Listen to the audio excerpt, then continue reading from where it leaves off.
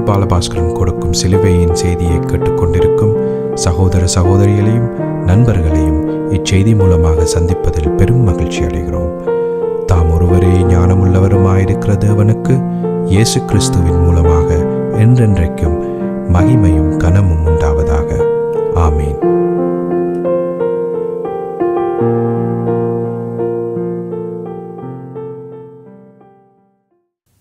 நான் போல் பாலபாஸ்கரன். நான் ஒரு இவாஞ்சலிஸ்ட். சிலுவையின் செய்தி என்ற இந்த நிகழ்ச்சியில் என் சகோதரர்கள், என் சகோதரிகள், என் நண்பர்கள் எல்லோரையும் சந்திப்பதில் நான் பெரும் மகிழ்ச்சி அடைகிறேன். இந்த அருமையான நேரத்தை கர்த்தராகிய இயேசு கிறிஸ்து எங்களுக்கு ஒதுக்கி தந்திருக்கிறார். இந்த நேரத்தில் கர்த்தருடைய வார்த்தைகளை உங்களோடு பகிர்ந்து கொள்வது எனக்கு மிகுந்த சந்தோஷத்தை அளிக்கிறது என்பதை நீங்கள் அறிந்து கொள்ள வேண்டும். கர்த்தருடைய வார்த்தை என்று சொல்லும் பொழுது மத்தேயு 4:4 சொல்லப்பட்ட வார்த்தை தான் எனக்கு அடிக்கடி ஞாபகத்துக்கு வருகிறது. மனுஷன் அப்பத்தினால் மாத்திரமல்ல, தேவனுடைய வாயிலிருந்து புறப்படுகிற ஒவ்வொரு வார்த்தையினாலும் பிழைப்பான் என்று சொல்லப்பட்டிருக்கிறது. அப்போ கர்த்தருடைய வார்த்தை அது தேவனுடைய வாயிலிருந்து வெளிப்படுகிற வார்த்தை. அந்த வார்த்தையினாலேயே மனுஷன் பிழைப்பான் என்று தெளிவாக சொல்லப்பட்டிருக்கு. தற்பொழுது நாங்கள் ரோமர் 6ஆம் அதிகாரத்தை பற்றி பார்த்து கொண்டிருக்கிறோம். ரோமர் 6:1 முடிந்து ரோமர் 6:2 நாங்கள் காலடி எடுத்து வைத்திருக்கிறோம். இவ்வளவு காலமும் நாங்கள் பல்வேறு விதமாக சிலுவையின் செய்தியை ஒவ்வொரு வழியாக நாங்கள் பார்த்து அதனுடைய முக்கியத்துவம் என்ன என்று பார்த்தோம். இப்பொழுது நேரடியாக ரோமர் 6ஆம் அதிகாரத்துக்குள் நாங்கள் காலடி எடுத்து வைத்திருக்கிறோம். இதுதான் எங்களுடைய இறுதி நோக்கம். சிலுவையின் செய்தியினுடைய முக்கியமான நோக்கம் ஏற்கனவே நான் உங்களுக்கு சொல்லியிருக்கிறேன். ரோமர் 6ஆம் அதிகாரம், ரோமர் 7ஆம் அதிகாரம், ரோமர் 8ஆம் அதிகாரம் ஆகிய 3 அதிகாரங்களில் உள்ள வசனங்களையும் அதில் உள்ள வேத வாக்கியங்களையும் ஒவ்வொரு சொல்லையும் பிரித்து பிரித்து பிரித்து தெளிவாக பிரசங்கிப்பதே சிலுவையின் செய்தியினுடைய முக்கியமான நோக்கம் என்பதை நீங்கள் அறிந்து கொள்ள வேண்டும். ஏன் இதற்கு அவ்வளவு முக்கியத்துவம் கொடுத்திருக்கிறீர்கள் என்று சொல்லி அதிகமான கிறிஸ்தவர்கள் கேட்கலாம். ரோமர் 6ஆம் அதிகாரத்துக்கும் ரோமர் 7ஆம் அதிகாரத்துக்கும் ரோமர் 8ஆம் அதிகாரத்துக்கும் என்ன காரணத்திற்காக இவ்வளவு முக்கியத்துவம் கொடுத்திருக்கிறீர்கள் என்று கிறிஸ்தவர்கள் கேட்கிறது வழக்கம். அதற்கு காரணம் இல்லாமல் இல்லை. இந்த 3 அதிகாரங்களிலும் பொதுவாக தேவனுக்கு முன்பாக மனுஷன் உத்தமனாக வாழ்வது எப்படி என்ற விவரம் இந்த 3 அதிகாரங்களிலும் கொடுக்கப்பட்டிருக்கிறது. ஆனபடியால் தான் நாங்கள் ரட்சிக்கப்பட்ட பின்பு தேவனுக்கு முன்பாக உத்தமர்களாக நாங்கள் வாழ வேண்டியதாக இருக்கிறது. இதற்காகவே அந்த 3 அதிகாரங்களையும் போதிக்க வேண்டியது அவசியமாக இருக்கிறது என்பதை நீங்கள் அறிந்து கொள்ள வேண்டும். இந்த 3 அதிகாரங்களிலும் இன்னும் முக்கியமான விஷயங்கள் என்ன என்று சொன்னால், மிக முக்கியமான 3 வெளிப்பாடுகள் கொடுக்கப்பட்டிருக்கிறது. அதுதான் முக்கியமான விஷயம். இந்த 3 வெளிப்பாடுகளும் கிறிஸ்தவர்களுக்கு கிடைக்கவில்லையா இருந்தால் ஜெயம் கொண்ட கிறிஸ்தவ வாழ்க்கை சாத்தியமாகாது என்பதை நாம் அறிந்து கொள்ள வேண்டும். அந்த 3 வெளிப்பாடுகள் என்ன?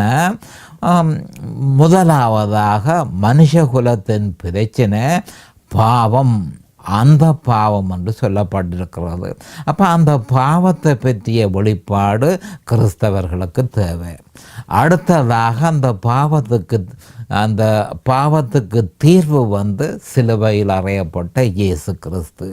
அப்போ மனுஷகுலத்தின் பிரச்சனை பாவம், அந்த பாவத்துக்கு தீர்வு சிலுவையில் அறையப்பட்ட இயேசு கிறிஸ்து.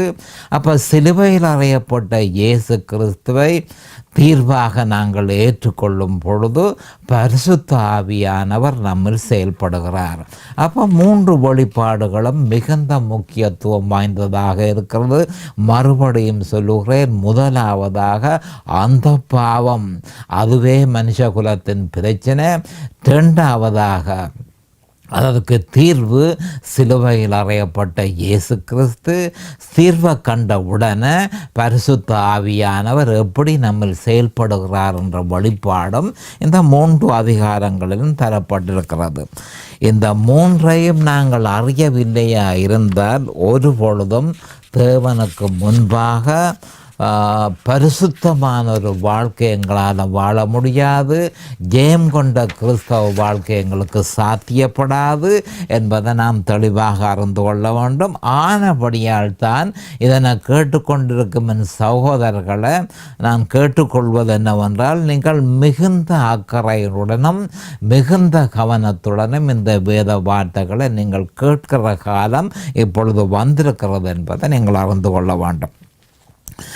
அப்போ இதற்காக நீங்கள் செய்ய வேண்டியது இந்த போதனை. இப்போ நான் உங்களுக்கு பிரசங்கித்து கொண்டிருக்கிற விஷயத்தை நீங்கள் அறிந்து கொள்ள வேணும். ஏனென்றால் கிறிஸ்தவத்தில் முக்கியமான விஷயம் அறிந்து கொள்கிறது. அறிந்த பின்பு அதனை தியானம் பண்ண வேண்டியது. தியானம் பண்ணின பின்பு அதனை முழுமையாக விசுவாசிக்க வேண்டியது கிறிஸ்தவர்களுடைய கடமையாக இருக்கிறது. மறுபடியும் சொல்கிறேன், வேத வார்த்தைகளை நீங்கள் அறிந்து கொள்ள வேணும்.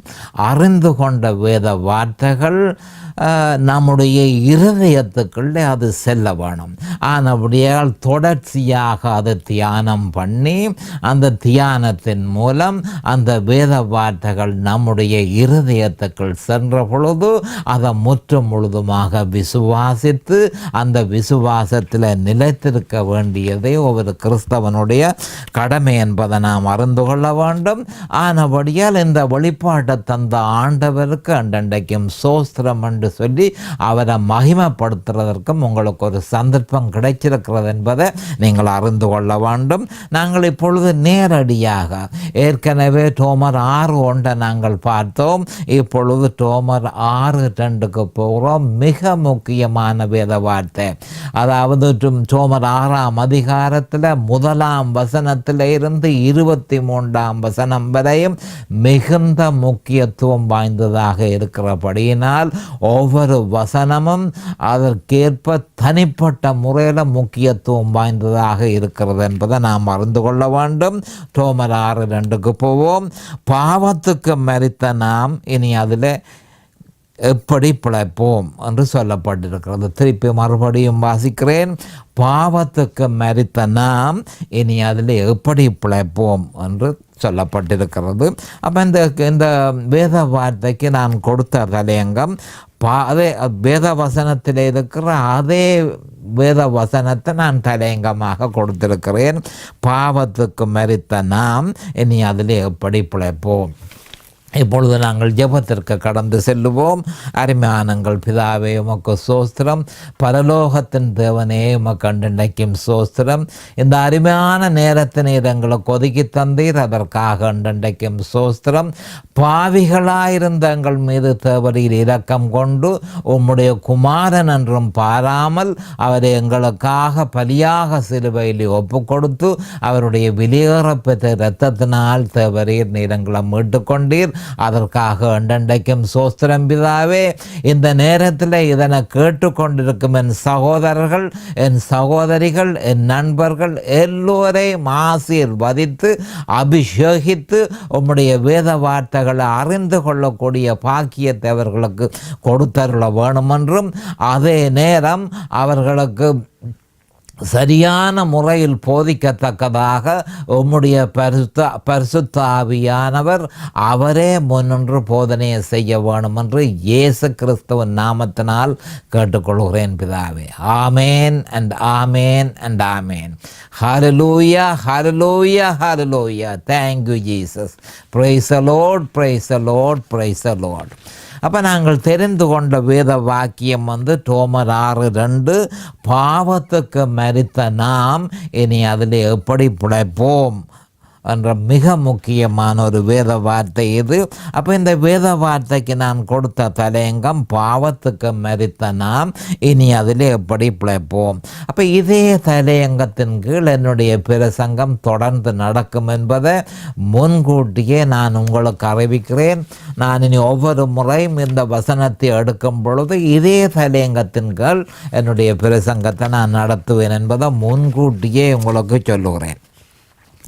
அப்போ நாங்கள் அறிய வேண்டிய மிக முக்கியமான விஷயம், இந்த ரோமர் 6ஆம் அதிகாரத்தில் 1-2 இடங்களை தவிர பாவம் என்று சொல்லப்பட்டிருக்கிற எல்லா இடத்துலையும் பாவ சுபாவத்தை பற்றியே சொல்லப்பட்டிருக்கிறது என்ற ஒரு உண்மையை கிறிஸ்தவர்கள் தெளிவாக அறிந்து கொள்ள வேண்டும். மறுபடியும் வருகிறேன், பாவம் என்ற சொல்லு இந்த ரோமர் 6ஆம் அதிகாரத்தில் எந்த இடத்தில் வருகிறதோ அந்த இடங்களிலெல்லாம் பாவ சுபாவத்தை பற்றி தான் 1-2 இடங்களை தவிர மற்ற இடங்களெல்லாம் பாவ சுபாவத்தை பற்றித்தான் சொல்லுகிறது என்பதை நாம் தெளிவாக அறிந்து கொள்ள வேண்டும்.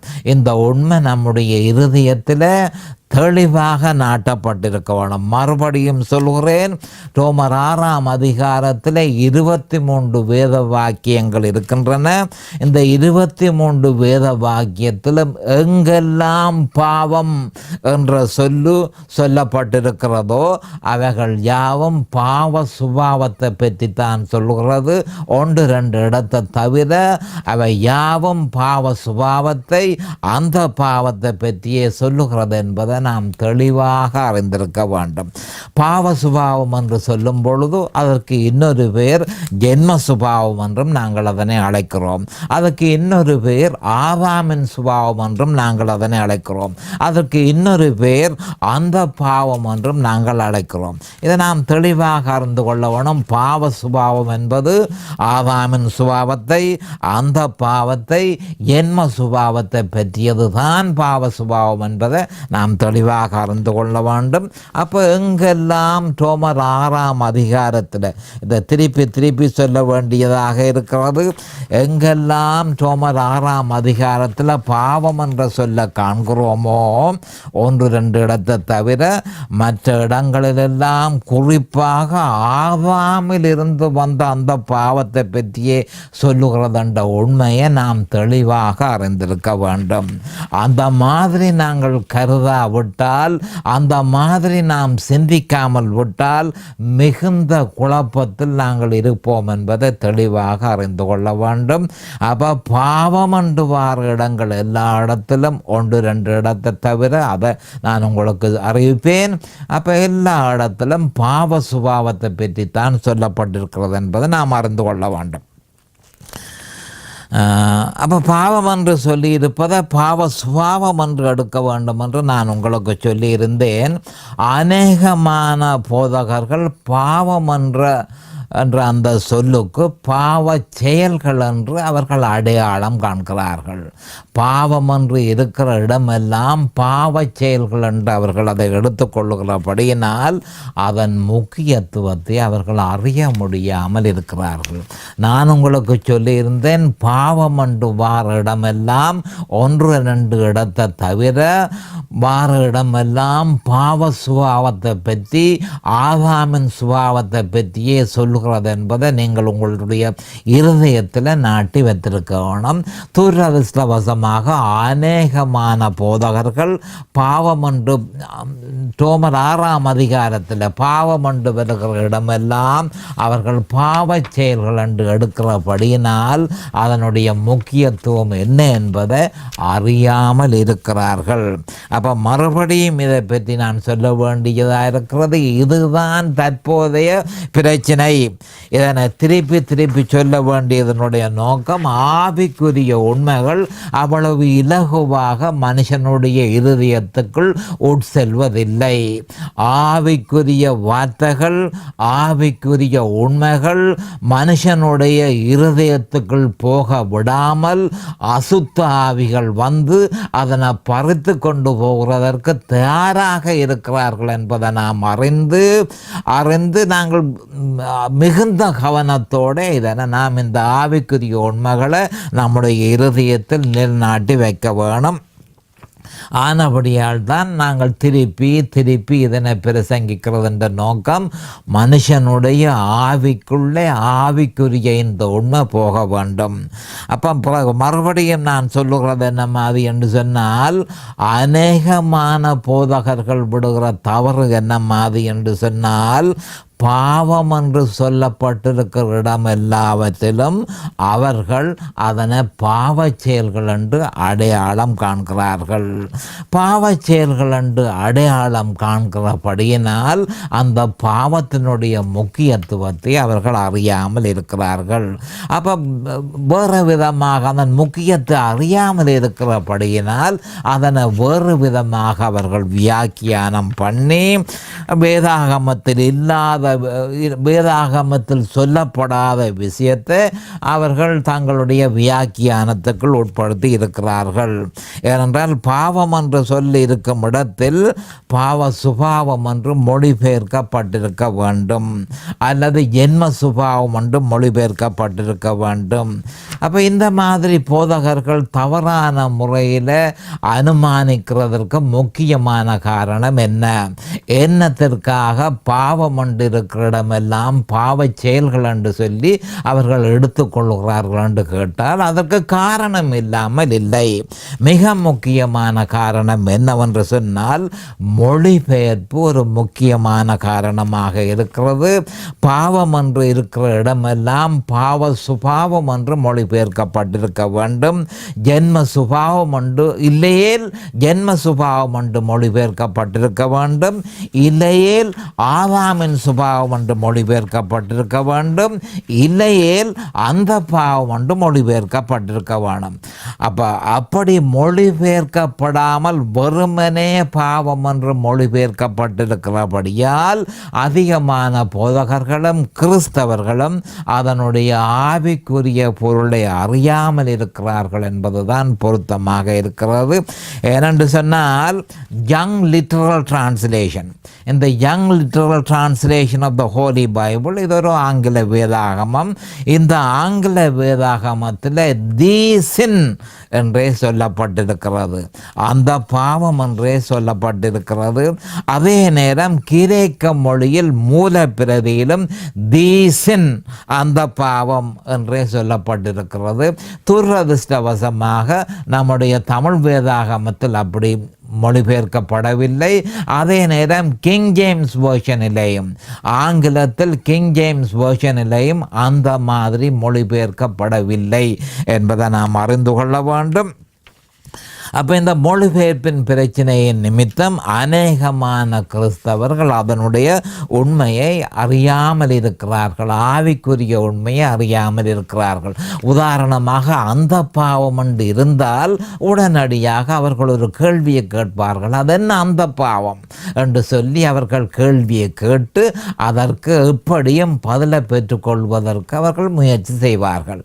அப்போ அந்த என்ற வார்த்தை இல்லாமல், அல்லது பாவ சுபாவம் என்ற வார்த்தை இல்லாதபடியினால், பாவம் என்று இருக்கிறபடியால் அவர்கள் நேரடியாக பாவ செயல்களை எடுத்துக்கொள்கிறார்கள். அப்போ மொழிபெயர்ப்பினால தான் இந்த பிரச்சனை வந்ததென்று சொல்லி மொழிபெயர்ப்பில் இதனை முற்று முழுதுமாக சுமத்தி விடுகிறது எனக்கு விருப்பம் இல்லை. ஏனென்று சொன்னால், ஒரு கிறிஸ்தவன் தனக்கு விளங்கவில்லை என்று சொன்னால் நேரடியாக ஆண்டவரிடத்தில் போய், ஆண்டவரே, இந்த வேத வார்த்தைகள் ஒன்றுக்கொன்று விரோதமாக அர்த்தம் கொடுக்கிறதே. இப்போ ரோமர் 6 சொல்லப்பட்டவர்கள் வித்தியாசமான அர்த்தத்தை கொடுக்கிறபடியினால் உண்மையில் இதனுடைய அர்த்தம் என்ன, இந்த அர்த்தத்தை நீர் எனக்கு விளங்கப்படுத்த வேண்டும் என்று நம்முடைய ஆண்டவரிடத்தில் போய் அதனை கேட்டால் அதற்கு பதில் நிச்சயமாக வெளிப்படுத்துவார். ஏனென்று சொன்னால், கேட்கிறவன் எவனும் பெற்றுக்கொள்கிறான் என்று சொல்லப்பட்டிருக்கிறது, கேட்கிற எவனும் பெற்றுக்கொள்கிறான் என்று சொல்லப்பட்டிருக்கிறது. ஆனபடியால் கேட்டு அவரிடத்தில் பெற்றுக்கொள்ள முடியும். அதே மாதிரி பவுல் அப்போஸ்தலர் என்ன செய்திருக்கிறார், ரோமர் 7:24 அது நிரூபிக்கப்பட்டிருக்கிறது. என்ன மாதிரி நிரூபிக்கப்பட்டிருக்கிறது? நிர்பந்தமான மனுஷன் நான், இந்த மரண சரீரத்தில் நின்று யார் என்ன விடுதலையாக்குவார் என கொண்டும் விளங்குதில்லை. தேவனே, இதை யார் என்ன முற்று முழுதுமாக விடுதலை ஆக்குவார் என்று சொல்லி அவர் அந்த வெளிப்பாட்டுக்காக தேவனை நாடின பொழுது கலாத்தியர் 1:11-12 இந்த வெளிப்பாடு கொடுக்கப்பட்டதை நாம் அறிந்திருக்கிறோம். ஆனபடியால் கிறிஸ்தவர்கள் நேரடியாக தங்களுக்கு விளங்கவில்லையா இருந்தால் தேவனிடத்தில் போய் கர்த்தாவே எனக்கு இந்த வசனம் விளங்கவில்லை என்று அவரிடத்தில் கேட்டால் அவர் நிச்சயமாக அவர் நமக்கு அதை வெளிப்படுத்துவார் என்பதை நாம் அறிந்து கொள்ள வேண்டும். அப்போ தேவனுடைய வார்த்தையை நம்புகிற அதே நேரம் தேவனுடைய வார்த்தை ஒன்றுக்கொன்று விரோதமாக இருக்கிறது. எனக்கு இது விளங்கவில்லை என்று கர்த்தரிடத்தில் நாம் இந்த நம்முடைய பிரச்சனையை எடுத்துக்கொண்டு போவோமா இருந்தால் நிச்சயமாக அது நமக்கு வெளிப்படுத்தப்படும். ஆனபடியால் வெறுமனே மொழிபெயர்ப்பில் இந்த பிரச்சனையை போடுவதற்கு நான் விரும்பவில்லை. எல்லாமாக 17 தரம் பாவம் என்ற சொல்லு 6ஆம் அதிகாரத்தில் வந்தாலும் 15 தரம் பாவ சுபாவத்தை பற்றியே சொல்லுகிறது என்பதை நாம் தெளிவாக அறிந்து கொள்ள வேண்டும். இதன் நிமித்தம் நடக்கிறது என்னவென்றால் அநேகமான போதகர்கள் மனுஷகுலத்தின் பிரச்சனை பாவம் என்பதனை அறியாமல் இருக்கிறார்கள். உண்மையில் மனித குலத்தின் பிரச்சனை அந்த பாவம் என்பதை நாம் தெளிவாக அறிந்து கொள்ள வேண்டும். பாவ சுபாவமே மிக மோசமான பிரச்சனை. மனுஷகுலத்துக்கு ஏற்படுகிற கஷ்டங்கள், மனுஷனுக்கு ஏற்படுகிற துன்பங்கள், மனுஷனுக்கு ஏற்படுகிற மரணம், இவைகள் எல்லாவற்றிற்கும் மிக முக்கியமான காரணமாக இந்த பாவம்தான் இருக்கிறது என்பதை நாம் அறிந்து கொள்ள வேண்டும். ஆனபடியால் நாம் அதை கேட்டது எப்படியாக இதுதான் பிரச்சனை என்று சொல்லி தமக்கு தெரியாவிட்டால் தேவனிடத்தில் போய் அதனை கேட்டு பெற்றுக்கொள்ள வேண்டியவர்களாக இருக்கிறோம். அதிகமான கிறிஸ்தவர்கள் அதனை பற்றி எவ்வித அக்கறையும் இல்லாமல் நேரடியாகவே அவர்கள் எந்த விதமான அறிவும் இல்லாமல் இருக்கிறார்கள். ஏனென்று சொன்னால் அது என்ன அது என்று சொல்லி அவர்கள் அதை தேட முயற்சிக்கிறது இல்லை. அப்போ மனுஷனுடைய பிரச்சனையை பல்வேறு விதமாக கிறிஸ்தவர்களும் சொல்கிறது வழக்கம், உலகம் சொல்கிறது வழக்கம். உலகம் என்ற காலமும் மனுஷனுக்கு அவனுக்கு வேலை இல்லை, மனுஷனுக்கு நோய், மனுஷனுக்கு வீடு வாசல் இல்லை. இப்படியாக உலகம் மனுஷனுடைய பிரச்சனைகளை அடையாளம் காண்கிறது. கிறிஸ்தவர்களும் துரதிர்ஷ்டவாசமாக மனுஷனுடைய பிரச்சனை அவர்களுக்கு சாப்பிட வழி இல்லை, அவர்களுக்கு படிப்பில்லை. இந்த மாதிரி கிறிஸ்தவர்களும் மனுஷனுடைய பிரச்சனை இதுதான் என்று சொல்லி அடையாளம் காண்கிறார்கள். உலகம் எப்படி சொல்கிறத நாம் அறியக்கூடியதாக இருக்கிறது. ஏனென்று சொன்னால் அவர்கள் தேவனை அறியாதவர்கள். ஆனால் தேவனை அறிந்த கிறிஸ்தவர்களே வேதனைக்குரிய விஷயம் என்ன என்று சொன்னால் மனுஷ குலத்தின் பிரச்சனை இதுதான் என்று சொல்லி ஒவ்வொரு விதமாக அவற்றை அடையாளம் காண்கிறார்கள். அப்போ மனுஷ குலத்தின் பிரச்சனை என்ன? உண்மையில் அந்த பிரச்சனை அந்த பாவம் தான் என்பதை நாம் அறிந்து கொள்ள வேணும். அதன் அந்த பாவம், இந்த பாவம்தான் ஆதாமிலே இருந்து ஒவ்வொரு மனுஷனுக்கும் பிறப்பின் மூலமாக கொள்ள நோய் போல பரவி இருக்கிற மிக மோசமான ஒரு பிரச்சனை என்று நாம் அறிந்து கொள்ள வேணும். அப்போ மனுஷன் பரிபூரணமான வாழ்க்கையை பெற்றுக்கொள்வதற்கு இந்த பாவம் ஒரு பொழுதும் அனுமதிப்பது இல்லை என்பதை நாம் அறிந்து கொள்ள வேண்டும். அப்போ பரிபூரணமான வாழ்க்கையை மனுஷன் பெற்றுக்கொள்வதற்கு இது எதிரியாக இருக்கிறது என்பதை நாம் அறிந்து கொள்ள வேண்டும். அந்த பாவம்தான் மனுஷனுக்கு மரணத்தை ஏற்படுத்துகிறது என்பதனையும் நாம் அறிந்து கொள்ள வேண்டும். மனுஷனை மரிக்க வேண்டும் என்று தேவன் ஒரு காலமும் படைக்கவில்லை. மனுஷன் தேவனுக்கு கீழ்ப்படியாமல் போனதன் நிமித்தம் அந்த கீழ்ப்படியாமின் தண்டனையை அவன் பெற்றுக்கொண்டான். அந்த தண்டனை தான் மரணம். பாவத்தின் சம்பளம் மரணம் என்று சொல்லப்பட்டிருக்கிறது. மரணம் என்று சொன்னால் தேவனை விட்டு பிரிந்திருப்பதாகும். அப்போ மனுஷனை அந்த பாவம் ஒரு ஆவிக்குரிய சிறைக்குள் வைத்து தன்னால் இயன்ற அளவு சகல விதமான வேதனைகளையும் சகலவிதமான துன்பங்களையும் அவனுக்கு கொடுத்து அவனை முற்று முழுதுமாக ஆண்டு அவனை பாதாளத்துக்குள் கொண்டு போவதே அதனுடைய முக்கியமான நோக்கமாக இருக்கிறது. முற்று முழுதுமாக நித்திய காலத்துக்கும் தேவனிடத்தை விட்டு அவரை விட்டு விலக்கி ஒரு பாதாளத்துக்குள்ளே கொண்டு போகிற நோக்கமே அந்த பாவத்தினுடைய முக்கியமான நோக்கம். அதொரு ராஜா போல மனுஷனை ஆட்சி செய்கிறது என்பதை நாம் அறிந்து கொள்ள வேண்டும். மனுஷன் அந்த பாவம் சொல்லுகிறபடி தான் செய்கிறானே தவிர தன்னுடைய எண்ணத்தின்படி அவன் ஒன்றையும் செய்வதில்லை என்பதனை நாம் அறிந்து கொள்ள வேண்டும். ஆனபடியால் அந்த பாவத்தின் வழி நடத்துதலால் அவன் செயற்படுகிறபடியால் அவன் பாவ செயல்களை செய்து சீக்கிரமாக பாதாளத்துக்குள் தள்ளப்படுகிறான், நித்தியமாக தேவனை விட்டு பிரிக்கப்படுகிறான். இந்த உண்மையை நாம் தெளிவாக அறிந்து கொள்ள வேண்டும். இதுதான் மனுஷகுலத்தின் பிரச்சனை என்பதை நாம் தெளிவாக அறிந்து கொள்ள வேண்டும். அந்த பாவம்தான் மனுஷகுலத்தின் பிரச்சனை என்பதை நாம் அறியாவிட்டால் அந்த பாவத்துக்கு தேவன் கொடுத்த தீர்வையும் நாம் அறியாமல் போய்விடுவோம். மனுஷகுலத்தின் பிரச்சனை அந்த பாவம் என்பதை நாம் அறிய வேண்டும். அந்த பாவத்துக்கு தேவன் ஒரு தீர்வு கொடுத்திருக்கிறார். அந்த தீர்வு தான் சிலுவையில் அறையப்பட்ட இயேசு கிறிஸ்து. அப்போ அதுதான் பிரச்சனை. அந்த பாவம்தான் பிரச்சனை என்பதை நாம் அறியவில்லையா இருந்தால் நாம் எப்படி தீர்வை நாடுவோம்? இதுதான் மனுஷனுக்குள்ளே இருக்கிற பிரச்சனை. மனுஷனை கொள்ள நோய் போல ஆவாமிலிருந்து வந்து முற்று முழுதுமாக ஆக்கிரமித்திருக்கிறது இந்த பாவம். அப்போ இந்த பாவம் என்ன என்று சொல்லி அதிகமான கிறிஸ்தவர்கள் கேட்பார்கள். அப்போ இந்த பாவம் ஒரு ஆவி என்பதை நாம் அறிந்து கொள்ள வேண்டும். சாத்தானால் இது தயார் செய்யப்பட்டு ஆதாமுக்குள் அனுப்பப்பட்டு ஆதாமின் மூலமாக கொள்ள நோய் போல பிறப்பின் மூலம் ஒவ்வொரு மனுஷனுக்குள்ளேயும் செல்லும் இந்த பாவம் மனுஷனை முற்று முழுதுமாக ஆளுகிறது என்பதை நாம் அறிந்து கொள்ள வேண்டும். அந்த ஆவி சொல்லுகிறபடியே மனுஷன் செய்கிறான் என்பதையும் நாம் அறிந்து கொள்ள வேண்டும்.